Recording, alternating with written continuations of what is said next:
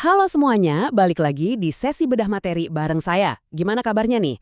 Pasti lagi pada siap-siap tempur ya. Soalnya setelah kalian beres baca materi sesi 3, 4, dan 5 kemarin, terus sudah ikut diskusi panjang lebar dan ngerjain tes formatif, sekarang ada satu agenda besar yang udah nunggu di depan mata.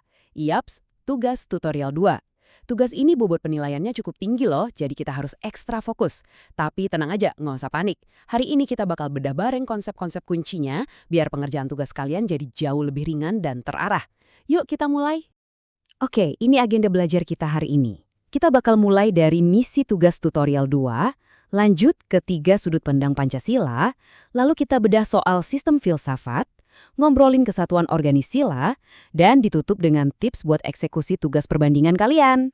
Kita masuk ke bagian pertama, misi kita, tugas tutorial 2. Lanjut ke bagian kedua, 3 sudut pandang Pancasila. Nah, satu hal yang krusial banget sebelum mulai. Bacalah pertanyaan atau instruksi dalam tugas secara cermat. Di tugas ini, kalian diminta menganalisis perbandingan Pancasila dari 3 sisi utama. Kabar baiknya, 2 sisi pertama itu udah kita pelajari loh. Di sesi 3 kita bahas Pancasila sebagai dasar falsafah negara, dan di sesi 4 sebagai ideologi negara. Ini bakal jadi 2 fondasi pertama untuk tugas kalian. Dan pilar ketiganya adalah materi dari sesi 5, yaitu Pancasila sebagai sistem filsafat. Nah, pilar ketiga inilah yang bakal jadi menu utama kita hari ini. Begitu kalian paham konsep ini secara mendalam, kalian bakal punya amunisi super lengkap buat ngisi tugas perbandingan kalian nanti. Masuk ke bagian ketiga, membedah sistem filsafat. Sebelum ngomongin filsafatnya, kita bongkar dulu yuk kata sistem. Kalau merujuk ke kamus Fowler atau Webster's, sistem itu gampangnya adalah suatu keseluruhan yang kompleks. Dia itu gabungan dari banyak bagian yang dirangkai jadi satu kesatuan utuh, entah itu bentuknya fisik ataupun abstrak. Intinya, sistem itu bukan sesuatu yang berantakan atau acak-acakan, tapi sangat amat terorganisir. Dari definisi tadi, kita bisa tarik 4 ciri wajib dari sebuah sistem. Pertama, pasti ada unsur atau bagian-bagiannya. Kedua, bagian-bagian ini saling nyambung satu sama lain secara menyeluruh. Ketiga, hubungannya itu tetap, nggak berubah-ubah seenaknya. Dan keempat, pasti ada tujuan yang pengen dicapai. Nah, 4 poin ini pas banget loh kalau mau kalian pakai sebagai bahan di infografis atau mind map tugas kalian nanti. Terus, apa sih bedanya filsafat murni sama Weltanschauung atau pandangan hidup? Drijjarkara ngejelasin ini dengan gampang banget. Filsafat itu ibarat mikil teoritis, abstrak banget karena tujuannya cuma pengen tahu kebenaran. Tapi waktu pikiran abstrak itu mendorong kita buat ngambil sikap di kehidupan sehari-hari, terus kita praktekin, nah itulah yang disebut Weltanschauung. Pancasila itu bisa berperan jadi dua-duanya.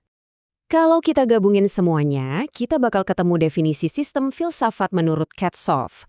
Ini adalah kumpulan ajaran yang terkoordinasi, yang secara komprehensif bisa ngejelasin semua gejala tanpa ada yang tertinggal. Catat ya teman-teman, ini definisi yang solid banget secara akademis. Cocok banget buat ngisi kolom definisi di tabel tugas kalian. Suatu sistem filsafat termasuk Pancasila itu wajib bisa ngejawab 3 persoalan utama ini. Pertama, ontologi, bahas tentang hakikat eksistensi. Kedua, epistemologi, bahas gimana kita bisa dapat pengetahuan atau kebenaran.